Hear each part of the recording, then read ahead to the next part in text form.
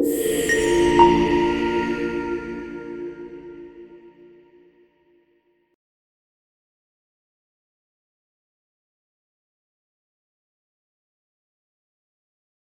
I think we're gonna get more attendees as we go, but let's just start with the intros. Good afternoon, everybody, and welcome, or welcome back to the 4th Annual Forum for Open Research in MENA. We're so glad to have all of you with us today. And in case you're joining us for the first time today, Forum, just a little introduction, Forum is a regional platform that brings together researchers, librarians, policymakers, and open science advocates from across the MENA region and beyond, and aims to advance open research practices.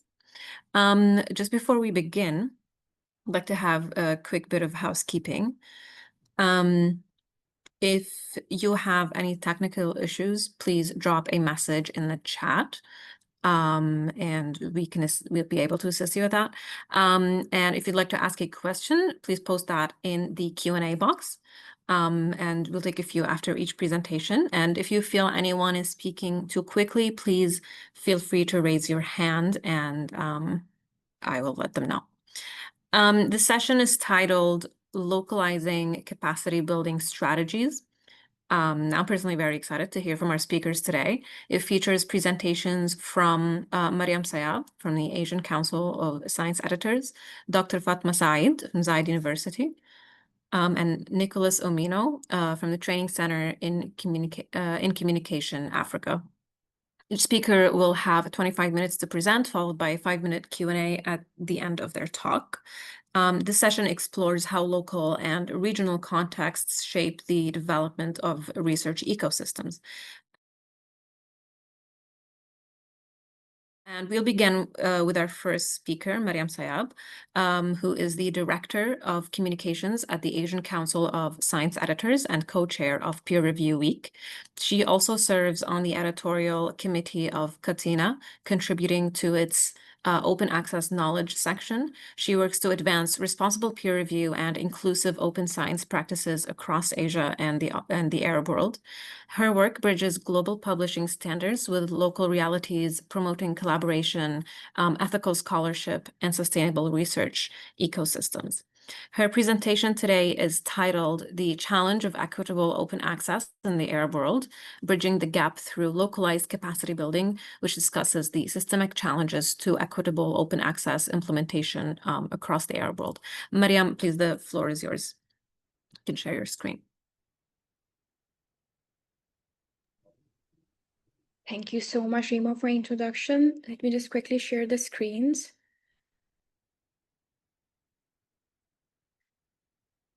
Rima, can you stop the screen share so that I can share my just.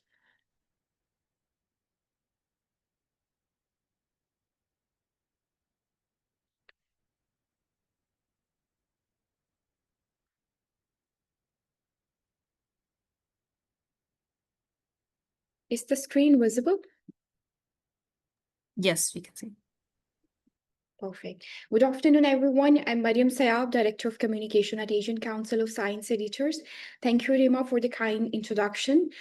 A lot of my work at ACSC, it revolves around open science, publication ethics, and peer review. Over the past years, I have spent a lot of time working with journals, editors, and researchers across the region. And one of the things that I have seen again and again is how the promise of open access doesn't always translate equally everywhere. It's different from region to region in my perspective. Globally, open access is growing very fast, and more journals, more repositories, and more visibility. It sounds great, right? That we are having more accessibility and more open access initiatives, but growth, it doesn't automatically mean that it goes to inclusion as well. In many parts of our region, we are still mostly on the receiving end of open access, not shaping it, not setting the terms according to our regional needs or the regional terms. And that's not because that we the Asia Pacific region or the Arab world, they lack expertise or talent.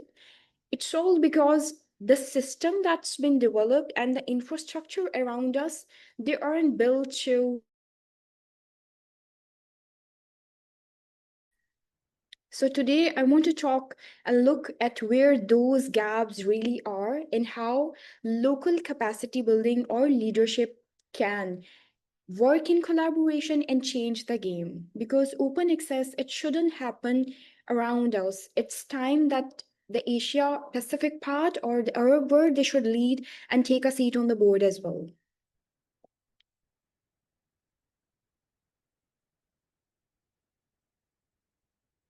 All right.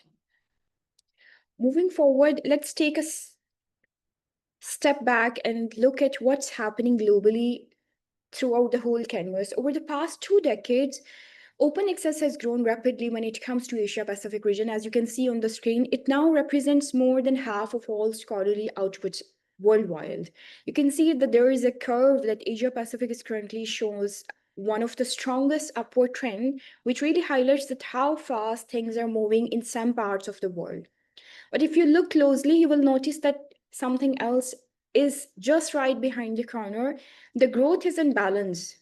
Some region they are moving way more fast and building momentum, while other they're hardly register on the same graph. And that gap isn't just because about the numbers, it reflects the real differences that we have in infrastructure, visibility, and how much support would the research system actually have to begin with OA or sustain with OA practices. So let's bring this conversation closer to home and look at what this means for our region. If we move from growth to a little bit of visibility side, the picture that I'm showing you, it starts to shift. What's visibly global is not that always what's actually being produced. The graph that appear on the slide, it compares output across different regions, different databases, and what it shows is quite striking. The same body of research can look big in one system and almost disappear in another, just because where it is indexed. So countries with stronger indexing coverage, they appears to be more producing one, but in many cases, they're simply being seen more, not just the open access part. So in the Arab region, when we come to it, a lot of valuable work remains under the radar because it doesn't make it into these big platforms. And when research isn't being visible, it's not just about, again, the name of numbers, it affects that the research is how it's recognized, who it reaches, and whether it can contribute to global conversations. And this is where the real change begins because improving visibility isn't just a technical issue, it's closely tied to local leadership, again, the capacity and the infrastructure of that very region. And that's exactly where we will go next. If we zoom in our own region, the picture becomes even clearer. A handful of countries are carrying most of the region's open access weight, as you can see on the graph. You can see that Egypt and Iran, they stand out very sharply. They account for the majority of OA and diamond open access journals across the Arab region. But after that, the number drop off very quickly. This tells us two things very clearly. First, there is activity. There are no strong publishing communities in some countries. But second, and more importantly, that this capacity isn't evenly distributed among regions. Many countries, they have little or no OA infrastructure at all. That means that the region's overall contribution depends heavily on just a few players. And when that capacity is connected or concentrated like that, it creates vulnerability to the system, to the whole equation. If those systems stall the whole region, it will feel the impact all over through the infrastructure and the region. So the challenge isn't just the growing number, it's growing distribution, a change of, I would say, perspective, maybe making sure that more countries have the tools, the policies, and especially the skill set to participate in this OA movement. And this is what that brings us to the real heart of today's conversation of my presentation topic, what local actions can look like and how we can bridge these capacity gaps together. Here's where it really comes down to action. We have looked at the numbers, that we have seen the imbalance. Now, the real question is, how do we actually close this big gap between regions? In reality, big global frameworks, they alone cannot do it for us. If we want meaningful change in our region, or I would say Asia Pacific, it has to start from the ground up level, from within our institutions, our network, and our communities. The first step is like simply understanding what's missing in the whole structure at regional level. For some places, that might be the clear OA policies. For others, it might be that the policies are clear, but infrastructure or visibility is a problem. Or maybe it's not the same everywhere, and that's why the local context matters so much when it comes to OA, especially in Asia and Arab world. Then moving forward, it's about capacity building as well. And by that, I don't just mean that one training or one of workshop. I mean creating system and skills that can actually sustain open access over the time. And finally, connecting that very local capacity to the global space, because if the work isn't visible beyond borders, it cannot make the impact it should. So that's why I really, really believe that equity in open access isn't something someone else can hand to us. It has to be led locally when generated locally. And of course, that the local leadership can only go far as so far without the right foundation beneath it. If we have to look for the policies and infrastructure, they aren't just support the effort, everything stays more fragile in the system. That's exactly where the next piece of puzzles come in. When we talk about building any sustainable system, policies and infrastructure, they are the first step where it all begins. And in context of open access, this foundation is still fragile to my perspective across much of the Arab region and Asia. We can see that only a handful of countries, they can actually have formal open access or STI policies in place. In many other, it's either missing completely or they exist only on paper without real implementation. Then there is a big infrastructure gap. Repositories and systems, they are often limited, they are not fully integrated, in many cases not connected to global system. And even when these policies they do exist, they are not always operationalized. It's like having a map but never actually taking the road. And finally, the regional coordination, it's still very weak in context. Many efforts, they happen in isolation. Individual institutions are trying to do some sort of good work. There are a lot of organizations that are trying to do on their own, but without a strong connected network, the impact, it will stay local and very, very small as compared to the international movement of open access and the visibility. And that's why I always say with my practice with ACSC and covering different regions that without policy and infrastructure, open access is not a system. It's just an idea on paper when it comes to Asia and Arab world. And even when the right policies they are in place, they are like not only strong as the people and the skills behind them. That's where the capacity building comes in. And my next slide, we often talk about that the policies, the infrastructure, the repository, but let's be honest with each other for once that none of that works without people who actually make that happen, make the ideas work. Capacity building, on another hand, it's just an add-on. It's the piece that connects the big goals to real change, because policies they can only go so far if there are aren't skilled people to implement them, sustain them, and advocate for them. In many parts of our world, we still see a clear gap here. Editorial teams they may not have the enough training to navigate the modern OA workflows that's been implemented. The researchers they may not have the awareness or technical support to make their work more visible. And again, one more thing, the language or accessibility barrier makes the participation even harder. Maybe I can understand English, but I cannot understand Arabic well. So these type of things, they float with OA movement. This is why the training, whether it's on peer review, repository skills, metadata, or research literacy, it isn't a luxury, it's essential for our whole system of research and publishing. Skills, they can turn policy into practice, but even when we have the skills in place, the local capacity can only go so far as on its own. To really amplify the impact of this whole picture, it needs to be connected, in my opinion, and that's where collaboration and visibility comes in.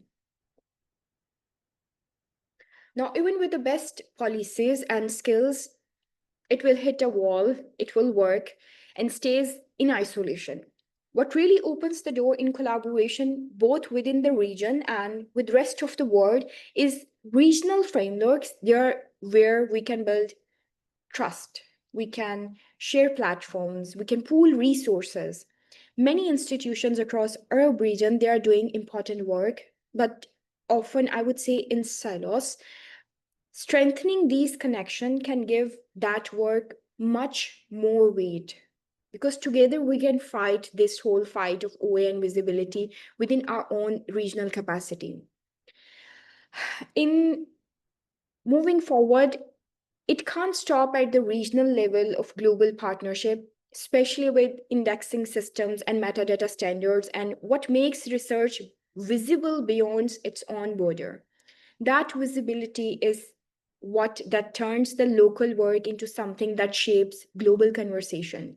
And that's not in our hands. And of course, the stronger metadata and the repository integrations, they're essential for ensuring that this visibility is not just one-time thing, but a sustainable presence for the research output. In short, we can say that the collaboration is what transforms our research efforts or our publishing efforts into a global impact. And not just global, I would use the word local impact. And as we think about the way forward for this practice, it really comes down to what kind of action we are ready to take collectively and with purpose. So as we come to the final part of this session, let's sit back and look at what all these pieces mean together. We have seen that open access in the Arab world is not stringent, it's moving and moving well in a positive direction, but unevenly in many patrons. There are centers of progress, yet at the momentum isn't shared equally somehow. The good news is that the capacity exists. What's missing is the alignment and collaboration across that capacity. Bridging the OA gap doesn't mean that waiting for the global system to invite us in to do this. It starts right here from our home ground through local actions, regional coordinations, and confident leaderships. Universities, publishers, research councils, even libraries, even early career researchers, each can take ownership of what the part of the process of OA movement. But we also know that staying local can limit the visibility. When regional actions, they connect to broader partnerships, when metadata standards, or I would say the indexing efforts and repositories, they speak the same language, that's when our research begins to travel and influence the policy and practices that are beyond our borders. That's why I use these 5 verbs: empower, engage, enable, elevate, and expand. And how I want to put it in an OA movement: empower people in institution, give them the training, the tool, and recognition to act confidently when they are on the home ground to play for OA practices and OA movement. Engage with each other from network that share effort instead of duplicating it. There's no need to be a competitor. We can join hand and build a stronger system together. Enable progress by building solid system and policies so that the work that we create, it's sustainable. Next is elevate what's already happening. Highlight regional journals, local data sets, national or regional repositories, and expand, connect outward to global platforms. Be into the local transformation so our research contribution to the larger narrative, not just react to it. these are not just the slogans, these are like a total of what we have created from our workshops, our one-to-one connection at ACSC with editors, with researchers, with publishers and librarians. They're a big cycle. Each supports the next, and we cannot ignore any one part for it. When they work together, local achievement begin to carry regional weight, and regional networks start to influence the global policies automatically. And the real spirit of this talk is the future of open access is local, rooted locally but connected globally. And that change doesn't arrive from elsewhere. It's something that we build and strengthen together. Thank you all for being here and for sharing this space, and for Emily and Rima for this invitation. If there's one thing to take home, it's this: that real impact in open access, it starts local, but it grows when we think and act local. Even small practical steps, when connected together, they can build something much bigger than any of us. Thank you. Definitely. Thank you so much. Wow, that was a very, very informative and just interesting presentation. If anybody has any questions, please use the Q&A box. We're gonna allocate about 5 minutes for questions now. If you have a question that comes up later, you can still add it, and then at the end of the panel, we can address that to any speaker that you'd like to ask. Yes. Okay. So we have a question from Miriam Walpott. She asks, could you give an example of ways to connect between local organizations and to connect between researchers? What would be a good way to start? I would say it starts with small steps. Connect with whatever regional organization that you are connected. For example, Knowledge is doing a good work, or ACSA is doing a shared similar work. There are a few more organizations that are like locally available and doing it in a good way. If you can start collaborating or strengthening your ties locally or regionally, it will automatically take all of us to global connectivities. So I would say that start trying to trust the regional solutions or the organization that's available to you within your space first, and then take them to connecting out of region, and then from national to international repositories or the borders. So everything that comes with building small connection, and that small dots, when they build together, they will automatically draw a big canvas. Thank you. We have another question. So how can, I guess, we develop or improve capacity and open access to the rest of the world? I think if the question is from the Asia or world side, we don't need to stress for rest of the world. We can focus our own regional capacity building programs. Again, goes to my first answer, that try to connect with your regional bodies. If you are like for in a world, there are like 6 to 7 major organizations that are doing capacity building, one of which is Knowledge ACSC.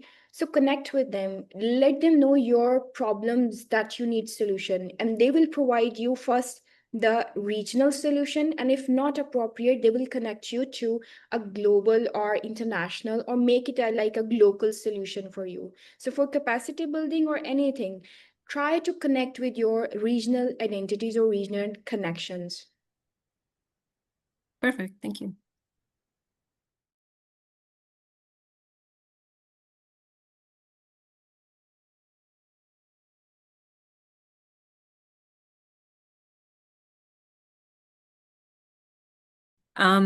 So yes, this is our final speaker for this session, Mr. Nicholas Amino from the Training Center in Communication, or TCC Africa. He is a program officer at the Training Center in Communication, and an open science advocate dedicated to advancing the visibility and preservation of African research, indigenous knowledge, and cultural heritage. He plays a key role in leading the Africa PID Alliance, or APA, which is developing the digital object container identifier, DOCID, which is a homegrown persistent identifier designed to give African institutions greater control and visibility over their scholarly and cultural outputs. His presentation introduces DOCID as a regionally developed open infrastructure that empowers institutions to manage and preserve their research outputs through locally governed systems. Yes, Mr. Yuna, your floor is. Thank you. Good afternoon, everyone. Thank you so much for that wonderful introduction. And I'll talk on behalf of, I'll share insights from the Africa PID Alliance, which is an open infrastructural initiative that is transforming how Africa manages and also represents its knowledge system. So the topic of my presentation is capacity building and localization of persistence identifiers. The Africa PID Alliance Digital Objects Identifier Container, that is DOCID, model for empowering open knowledge communities. So this presentation aligns closely with the global efforts to make research open, inclusive, and also locally owned. So I'll also share how the Africa PID Alliance is addressing the gap in visibility, sovereignty, and digital equity through an African developed identifier system, that is the DOCID. So this is the gap and the solutions. So the major challenge in Africa is about the misrepresentation and also the underrepresentation of the research. Despite of Africa's vast contributions to research on indigenous knowledge and also the cultural heritage, much of this output still remains invisible in the global databases due to the cost implications, poor infrastructure, limited visibility, and also limited tools that can aid in increasing invisibility. So to address this imbalance, the Africa PID Alliance, which is an open infrastructural program of Training Center in Communication Africa, that is TC Africa, during the International Data Week in 2023, which was held in Salzburg, Austria.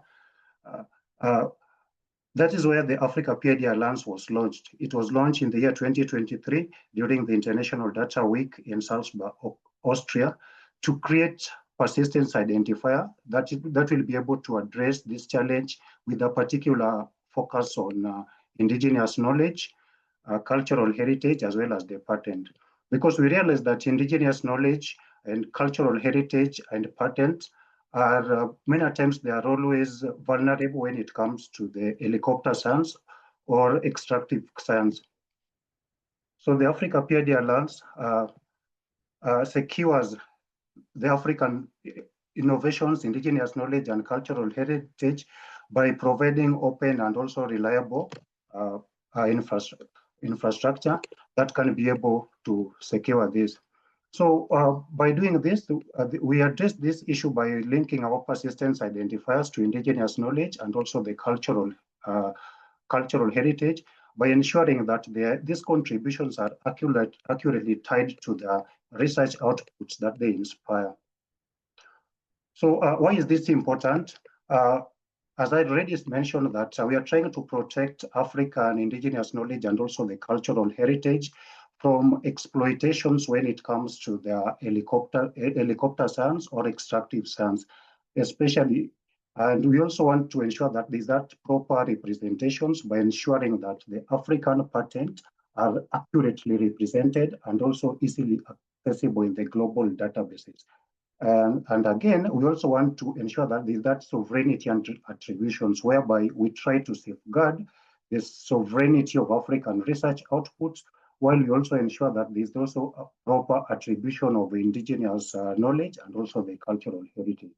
Because many times we find that despite the fact that the researchers have made vast contributions, they've made a lot of research when it comes to the indigenous knowledge and cultural heritage, the research work or their output is not accessible when in the global databases. This is mainly due to the cost implication, poor infrastructure, limited visibility, and also the limited tools that can be used in order to aid in increasing the visibility.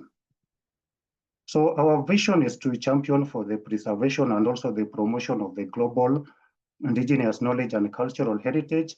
And so we do this by empowering the scientists and also the inventors to transform their research and innovation into impactful realities. These are our launching partners, and this is a continental program, and it's supported by the key institutions, including the African Academy of Sciences. This is the African Academy of Sciences, the African Library and Information Associations, that is the umbrella body of all the African libraries, the Association of African University, which is the umbrella body of all the African university, and our data center is at KENET, that is Kenya Education Network. And our community engagement partners, we have the Training Center in Communication, that is TCC Africa, which is also taking a lead as one of our community engagement driver. We have the African Open Science, we have the African, other than that, we also have the open, we also have the government of Kenya through the Ministry of Tourism and Cultural Heritage. This is where the State Department of Cultural Heritage is housed. And the government of Kenya is also coming in the two areas. That is also the National Research Funds, which is the granting, which is also the counting funding and also the granting body, has also shown interest in this initiative. We also have the African Open Science Platform, which provides the continental framework for promoting open science principles, that is openness, accessibility, and also interoperability of the data and research output.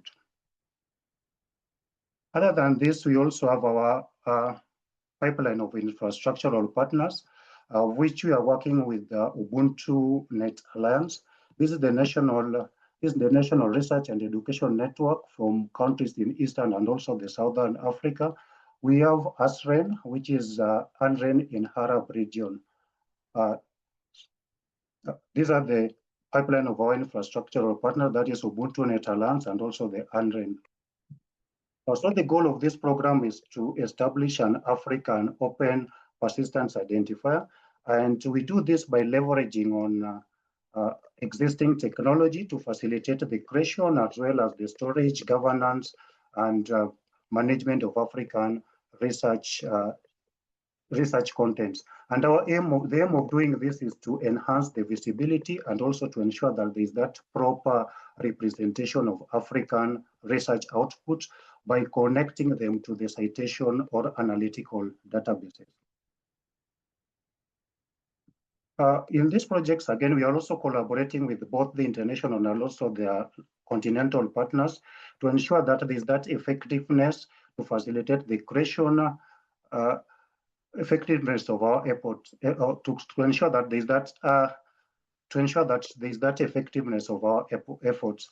So these are the partners that we work with. That is Crossref. We also work hand in hand with the data sites and also the donor foundations. So for the FAIR infrastructure, we work with the Crossref and data sites. And for the patent metadata, we work with the Patent Registration Agency or the patent offices. Like in this case, we have KIPI, that is Kenya Industrial Property Institute. And I'd already said, we work also with the Kenya Education Network. That is where our data storage, our data will be stored. And now this is now the user interface of the doc ID. And you are able to see the user it's a digital objects identifier, that is doc ID. So the doc ID is unique in the sense that we've managed to integrate various African languages. So we've successfully integrated other national languages, which are also considered indigenous into doc ID. And as you can be able to see, the user interface is also in Arabic, as you are able to see from my screen. And we also plan to incorporate other languages such as the Hindi, the Mandarin, and even the Amharic, and even the Korean, because the publications research and publications are being produced in these languages as well. So this is what you will expect from the doc ID. And many times we always use the metaphor of a tree to explain this concept, whereby from the trunk of the tree, as you are able to see, represents the core of the digital objects container. So from the core, we are able to assign persistence identifiers for indigenous knowledge as well as the cultural heritage and patterns. And from the trunk itself, there are various outputs that can emerge, such as the publications, which can be linked to other existing persistence identifiers, persistence ecosystems like the ones from data sites, Crossref, or DOI-based system with the subscribing institutions. Also from the secondary outputs such as publications, document, visuals, and even videos can also be assigned their own persistence identifiers, such as the handles.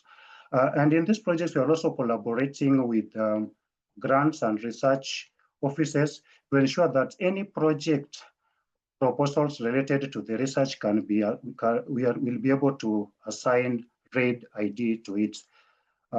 Furthermore, the organizations that are involved in the projects, we are able to track it to the organizations that are involved and even the funders that are involved. We have the persistence identifiers that can be linked to it. Other than that, this is now like the doc ID, the interface. It's the interface again. As I already said, from the resource type, it can be indigenous knowledge, also the cultural heritage, or even the projects. And from the publications, can have their own, from the publications, maybe proceedings, the book chapters, or even the research chapter. There is the DOI that is assigned to it, or data sites, or Crossref, or even the handles. And the document itself, from the document, there is that data sites or Crossref. So the creators that are involved in the projects, those are the researchers. They have their ID, that is the OCID ID for the researchers.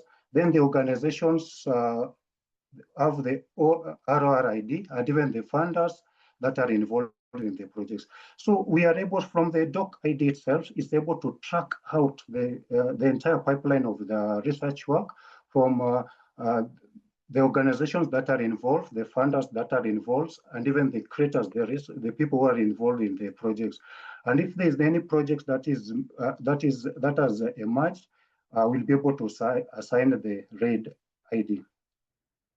So this is what you should expect, and this is now how the doc connects across various sectors to ensure that the research, innovation, and also the heritage remains traceable and also become impactful. So from the university itself, doc ID is able to empower the researchers, the grant offices, libraries, and also the technical transfer to manage the research outputs. From the DVC research office is able to know the research that is being undertaken, is able to know who funded the projects, those are the funders that are involved, and is able to know the research being undertaken in the university. And if at all there is any innovation that has come out from the technical transfer office, they are also able to track any innovation that has come out from the research work. And the same thing also happens to museums and also the patent registration offices, the research projects, and also other PID providers. Like in the case of the museum, Doc ID is able to help the collections librarians, that is the knowledge managers and data specialists, to document and also link museum collections with the research preserving cultural and scientific heritage for future generations. So this is where we are when it comes to the products development. This is now our products development. The products development itself. And in the products development, as I already mentioned, we are building on existing infrastructure, whereby we are specifically using Invenio for research data management system and also for the user interface. And also we are also using Codra for digital objects management. And as already mentioned, the data center is at Kenya, that is Kenya Education Network. And what you're trying to do is the doc ID. The doc ID itself is multilinear in nature. This is in contrast to other persistence identifiers that are linear in nature. So the doc ID itself is able to connect various persistence identifiers, and is also able to support the multidimensional aspect of indigenous knowledge as well as the cultural heritage. For the infrastructure and resolution workflow, as already mentioned, what we are making, the doc ID itself, as already mentioned, is multilinear in nature, and is also able to connect other persistence identifiers, that is ARC keys, ROR, DOR, and as well as the RAID, to various publications, data sets, and even the journal itself.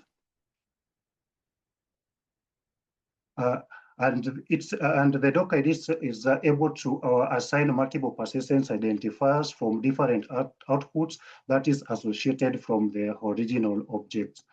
This will allow the complete circle of the objects to be managed within the container, as you are able to see from my screen.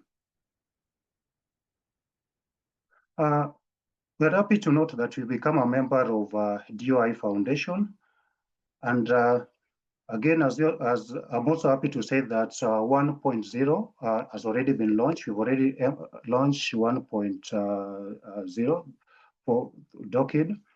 And in the system, again, we use Ringgold, whereby the Ringgold will support the creation of rich interoperable metadata, and it also ensure that the African institutional metadata align with the global metadata schemas, as you are able to see from the screen.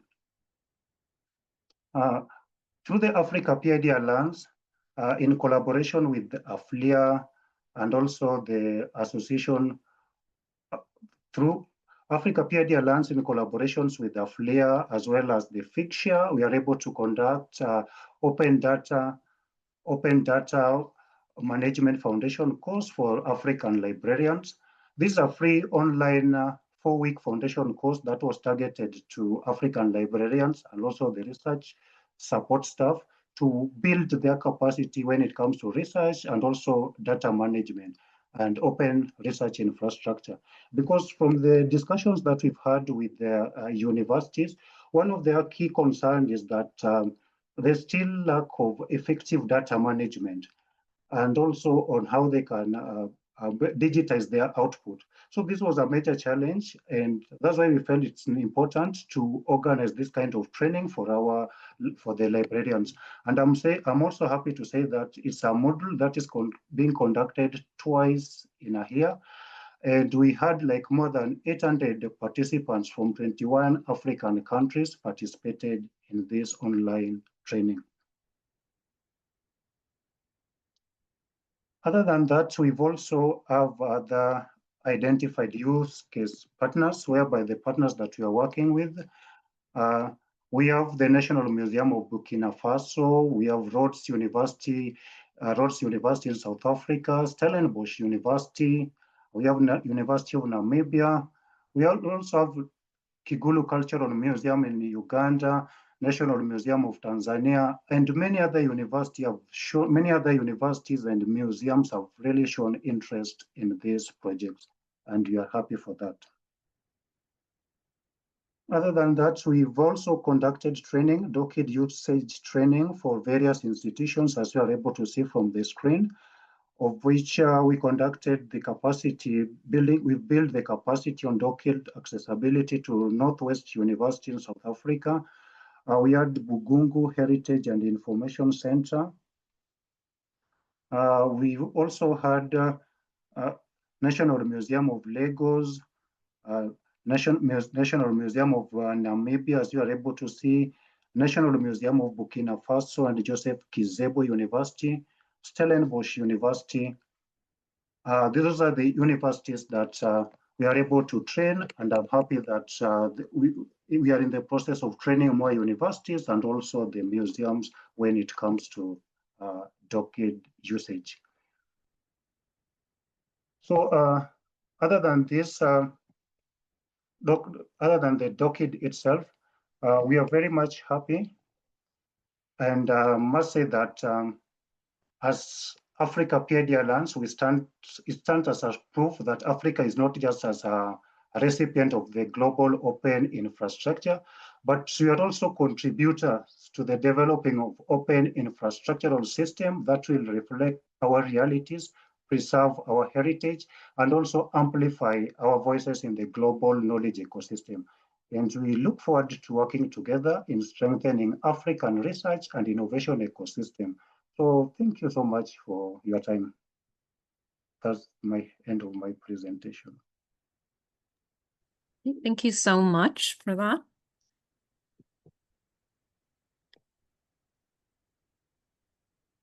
Yes, we are waiting for questions from the audience. Again, you can use the Q&A box, or you could even share some thoughts in the chat.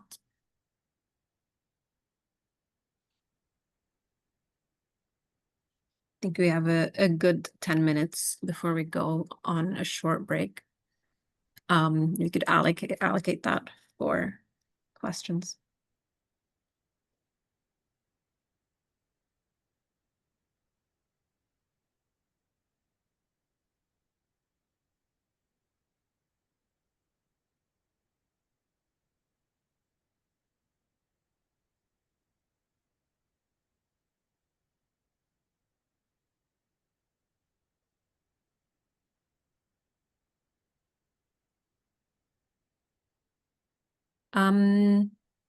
Okay, well, for now, I have a question I could ask.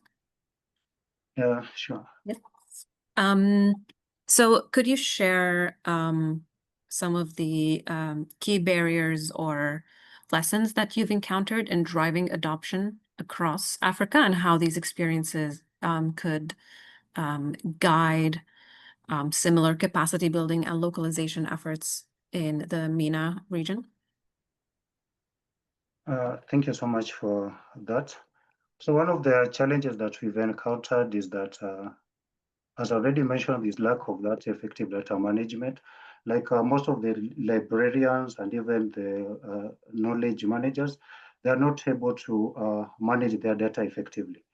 And I'm happy and I'm glad that we are able to train them through AFLIA and also the Figshare. We've conducted that training to help address that gap. Okay.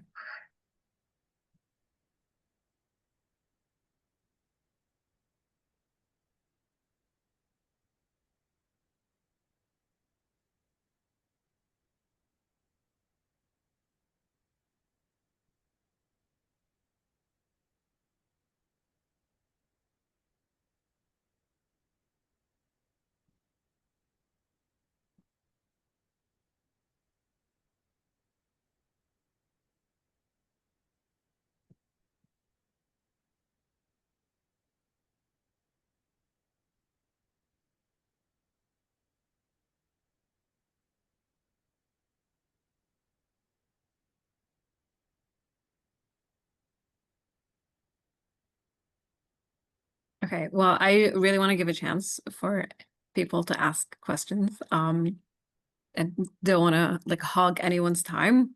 Okay, here we have a question from Miriam Wolpott. She says, I'm curious about some positive responses for researchers or and or anyone locally working with indigenous people and indigenous knowledge.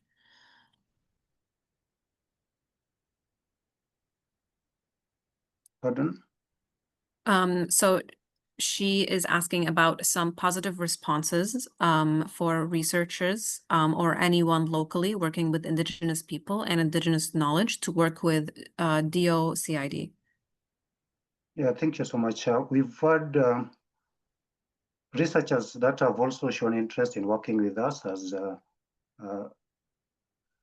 in this initiative, whereby they are able to share their knowledge when it comes to their knowledge and also their research work when it comes to this kind of initiative, because they're finding it useful in their research work.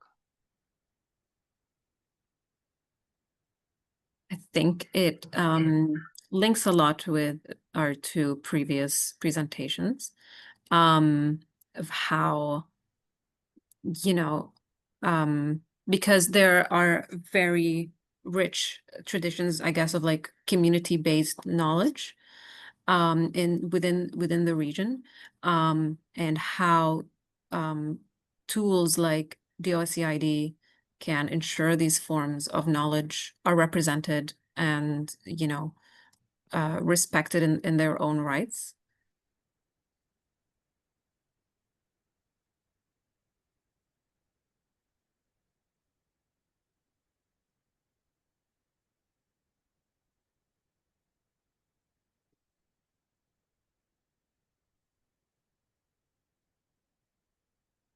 Yes, from thank you. Even from the chat, you're also able to get. Even from the data managers and librarians, we've had that positive responses, and even the research outputs that have always been a difficult issue for them. Mm.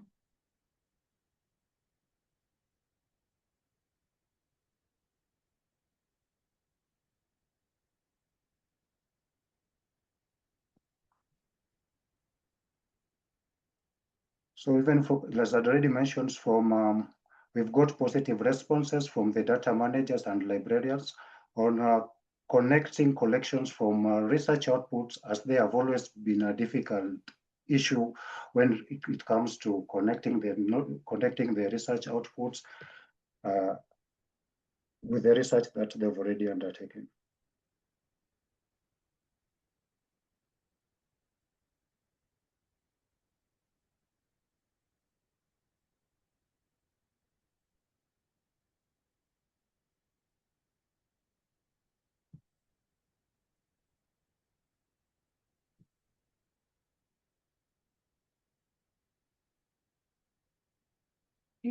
We still have a few more minutes, if anybody has more questions. So even just to add on that, maybe the biggest issue is also in connecting collections and the research outputs, and DOCID can support it. DOCID can support it seamlessly because it's able to adopt different persistence identifiers, as you are able to see, that a user can work with to support the different outputs. Gotcha.